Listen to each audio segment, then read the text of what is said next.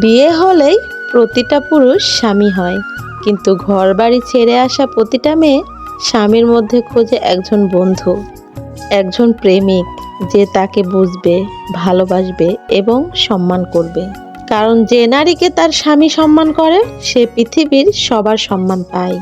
স্ত্রীকে কখনো প্রয়োজনে নয়, প্রিয়জন ভাবো। তোমার জন্য সব ছেড়ে আসা ওই মেয়েটাকে স্বামী হয়ে মাথার উপর ছুরি না ঘুরিয়ে প্রেমিক হয়ে মনের কাছাকাছি থাকতে চেষ্টা করো। দেখবে সম্পর্কের মধ্যে ভালোবাসা আসতে বাধ্য, এবং সত্যি ভালোবাসা খুব সুন্দর।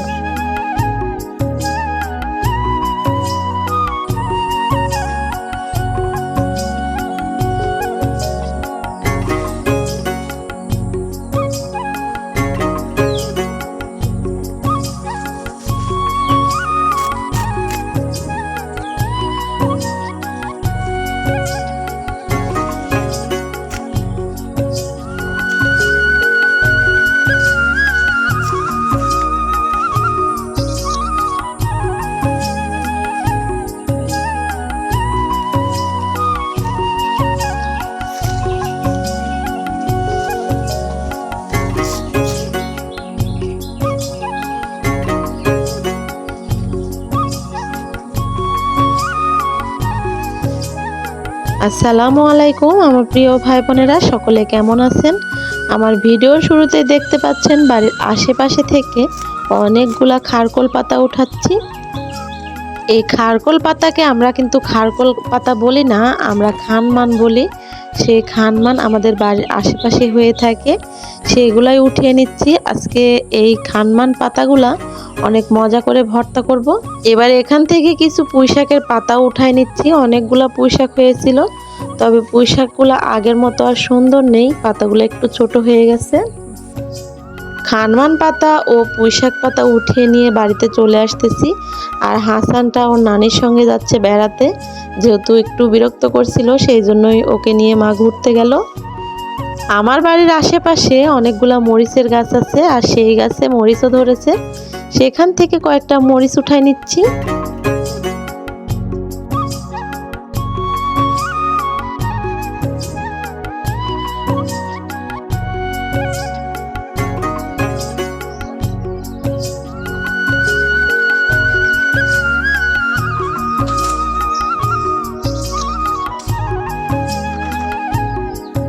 আমার ঘরের সামনে এই তো পুঁইশাক পাতাগুলো অনেক বেশি সুন্দর হয়েছে, আর ডোগাগুলাও খুব লকলকা হয়ে আছে, ডোগাগুলা খুব তাড়াতাড়ি বাড়তেছে।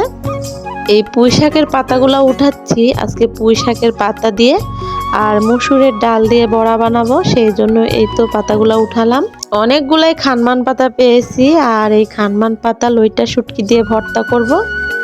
এই তো দেখুন একদম লকলকা পুঁইশাকের পাতা, সেই পাতা দিয়ে আর এই তো মসুরের ডাল দিয়ে বড়া বানাবো। রান্না করার জন্য সব কিছু নিয়ে চুলার পাড়ে চলে এসেছি, তবে মরিচগুলো এখনো কাটা হয় নাই। মরিচগুলো কেটে নেব, পেঁয়াজ কেটে নেব। খানমান পাতাগুলো আমি ডাটা সহই কেটে নিচ্ছি, আর ডাটা সহই শুটকি দিয়ে ভর্তা করব। এই তো খানমানের ভর্তাটা শুটকি দিয়ে আমি কিভাবে করি সেটা দেখার জন্য অবশ্যই ভিডিওতে একটি লাইক দিয়ে আমার পুরো ভিডিওটির সঙ্গে থাকবেন। এদিকে আমার হাসানটা আমার পাশে বসে থেকে মশলাগুলো একসঙ্গে করে ফেলতেছে, লবণ মরিচ সবগুলাই ঘাটাঘাটি করতেছিল। হাসানের সঙ্গে কথা বলতে বলতে আমার খানমান পাতাগুলাও কাটা হয়ে গেছে। এদিকে এখন শুটকিগুলা ছোট ছোট করে কেটে নিচ্ছি। পেঁয়াজ মরিচ যা যা আছে সব কিছু কেটে কুটে রেডি করে নেব। আর মসুরের ডালগুলা আমি আগেই ভিজিয়ে রেখেছিলাম, সেগুলা বেটে নিতে হবে।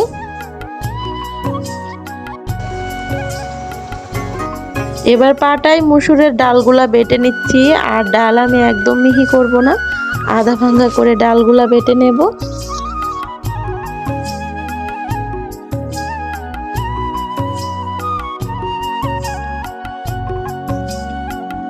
হাসানটা অনেকটাই বিরক্ত করছিল, সেই জন্য ওর আব্বুর সঙ্গে বাজারে পাঠিয়েছিলাম। বাজার থেকে জিনিস নিয়ে এই তো চলে আসছে, বলতেছে আম্মু আমি মামা বিস্কুট কিনে এনেছি, আমাকে প্যাকেটগুলা খুলে দাও। এখন কিন্তু বিকেল বেলা, আর এই বিকেল বেলাটা রান্না করতেছি রাতের খাবারের জন্য। মসুরের ডালগুলা বাটা হয়ে গেছে, এই তো বাটিতে উঠিয়ে নেব এখন।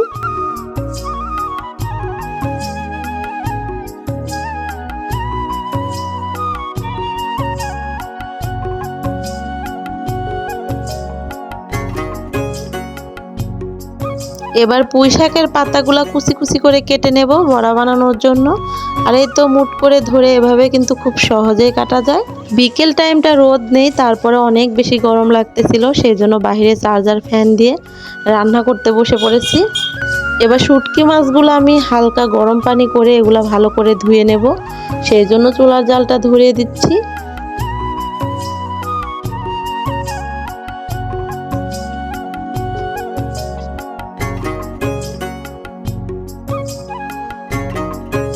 চুলার জালটা এত জোরে জ্বলতেছিল, শুটকির পানিটা অনেক বেশি গরম হয়ে গেছে। পানি সহ শুটকিগুলা ঢেলে নিলাম। এখন এই তো খানমান পাতাগুলা সিদ্ধ করে নেব। ডাটা সহ খানমান পাতাগুলা ভালো করে কেটে ধুয়ে এই তো কড়াইয়ে দিয়ে দিলাম সিদ্ধ হওয়ার জন্য। এর উপরে দিয়ে দিলাম অল্প পরিমাণে লবণ, এছাড়া কিছুই দিলাম না, এটা দিয়ে সিদ্ধ করে নিচ্ছি। শুটকিগুলাও এদিকে ধুয়ে নিচ্ছি, পানির ভেতর থেকে উঠিয়ে নিচ্ছি।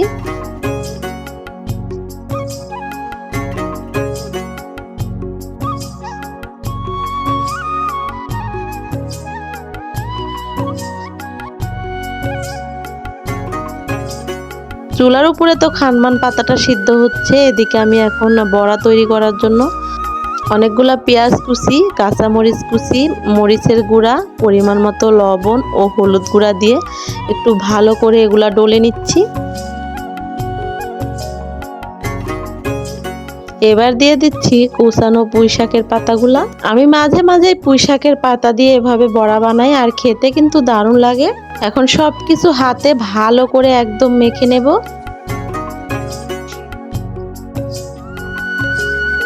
কিছুক্ষণ ধরে সবকিছু ভালো করে হাতে মেখে নিলাম। এখন রেখে দিলাম, একটু পরে বড়াগুলা তৈরি করে নেব। এদিকে আমার হাসান এই তো আমটা এনে বলতেছে, আম্মু আমটা আমাকে কেটে দাও, খাবো।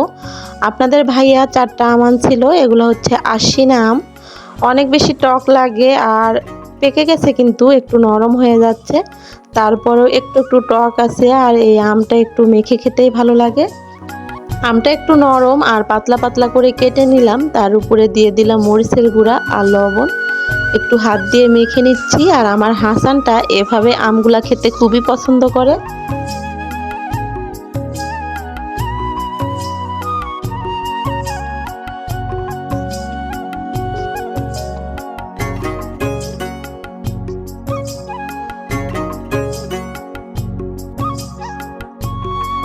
হাসানটা আম নিয়ে এতটাই খুশি, আমগুলো অনেক মজা করে খাচ্ছিল আর এতটাই ভঙ্গি করতেছিল, সেই ভঙ্গিগুলো দেখতেছি। আর এই তো এদিকে পাতাগুলো সিদ্ধ করতেছি।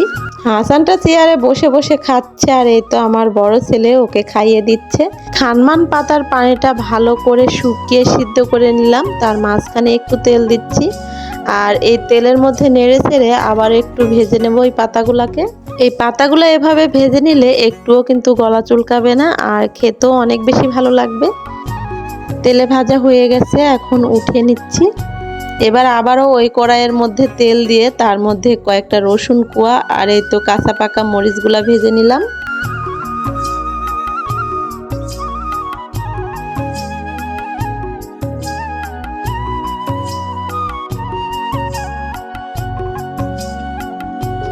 এবার তেলের মধ্যে এই শুটকিগুলাকেও নেড়ে চেড়ে একটু ভেজে নেব।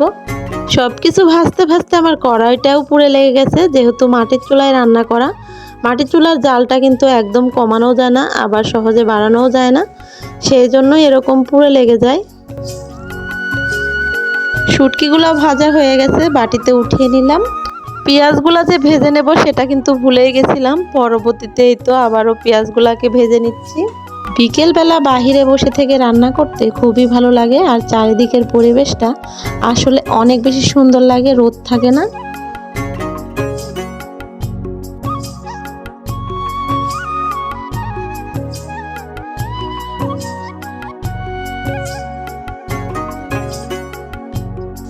পেঁয়াজগুলাও ভাজা হয়ে গেছে, কড়াইটা একদম নামিয়ে নিলাম।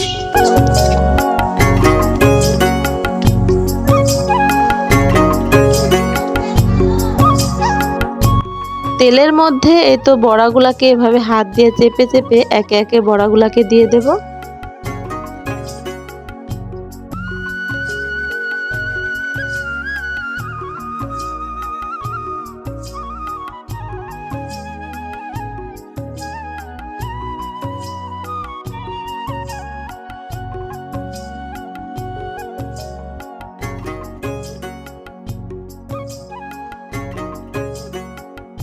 বড়াগুলো যতটা আস্তে জালে ভাজবো খেতেও অনেক বেশি ভালো লাগবে আর অনেক বেশি মচমচা হবে খেতে। এই তো দুই পাশ উল্টিয়ে খুব সুন্দর করে লাল লাল করে একদম বড়াগুলাকে ভেজে নেব।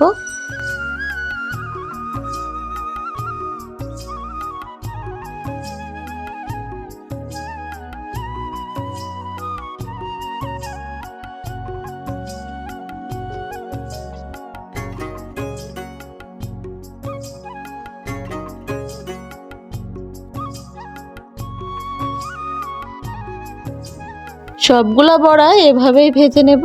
মাটির কড়াইয়ে বড়া ভাজতেছি আর বড়াগুলা খুব সুন্দর হচ্ছে, একদম মচমচা হচ্ছে।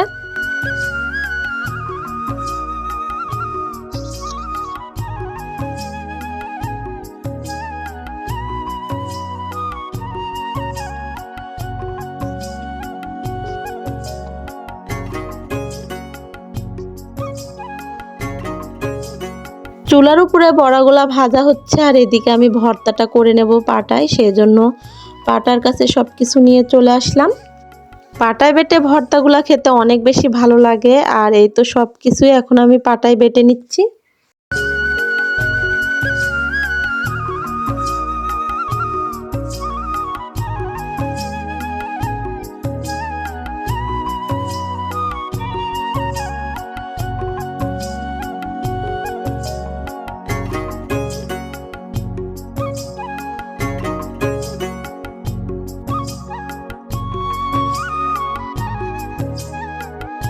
চুলার জালটা কিন্তু আস্তে আস্তে জ্বলতেছে, আমার বড়াগুলা খুব সুন্দরভাবে হচ্ছে আর ওদিকে আমি ভর্তাটাও করে নিচ্ছি পাটায়।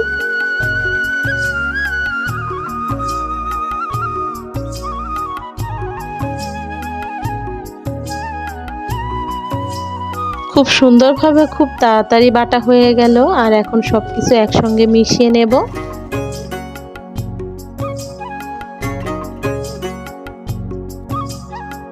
এবার দিয়ে দিচ্ছি সরিষার তেল আর সরিষার তেলের সঙ্গে ভর্তাটা ভালো করে মেখে নেব।